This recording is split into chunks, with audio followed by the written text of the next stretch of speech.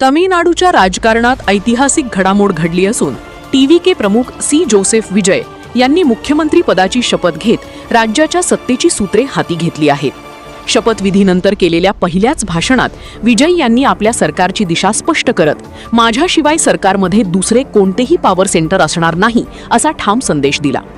नमस्कार, मी ज्ञानदा आणि तुम्ही बघायला सुरुवात केली आहे न्यूज 24 महाराष्ट्र, वेध महाराष्ट्राचा.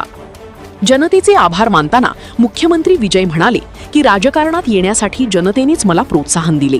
आज तुम्ही मला तमिळनाडूचा मुख्यमंत्री बनवले, यासाठी मी सदैव ऋणी राहीन.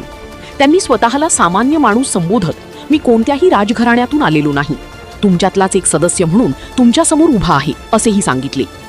राज्याच्या आर्थिक परिस्थितीवर भाष्य करताना विजय यांनी मागील सरकारवर गंभीर आरोप केले. तमिळनाडूवर 10 लाख कोटी रुपयाहून अधिक कर्जाचा बोजा आहे, खजिना रिकामा करून सत्ता सोडण्यात आली असा दावा त्यांनी केला. या पार्श्वभूमीवर पारदर्शक आणि जबाबदार प्रशासन देण्याचे आश्वासन त्यांनी दिले. मुख्यमंत्री विजय यांनी राज्यातील अंमली पदार्थांच्या वाढत्या समस्येविरोधात कठोर भूमिका घेत विशेष टास्क फोर्स स्थापन करण्याची घोषणा केली. तरुण पिढीला व्यसनापासून वाचवणे हे सरकारचे कर्तव्य आहे असे ते म्हणाले. महिलांच्या सुरक्षेसह कायदा सुव्यवस्था मजबूत करण्यावरही त्यांनी भर दिला. याशिवाय शिक्षण, रस्ते, पिण्याचे पाणी आणि मूलभूत सुविधांना प्राधान्य दिले जाईल असे सांगत विजय यांनी जनतेच्या पैशाचा 1 रुपयाही चुकीच्या पद्धतीने वापरणार नाही अशी ग्वाही दिली.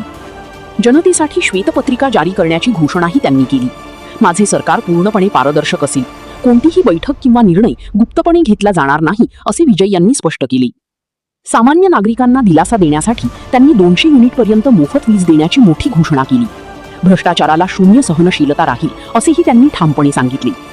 आपल्या भाषणाच्या शेवटी विजय यांनी सहयोगी पक्षांचे आभार मानले. तसेच लोकसभेतील विरोधी पक्षनेते राहुल गांधी यांना माझा भाऊ असे संबोधले. तमिळनाडूमध्ये टीव्हीकेच्या विजयामुळे डीएमके आणि एआयएडीएमकेच्या दशकांपासूनच्या वर्चस्वाला मोठा धक्का बसला असून राज्याच्या राजकारणात नव्या पर्वाची सुरुवात झाल्याची चर्चा आता रंगू लागली आहे.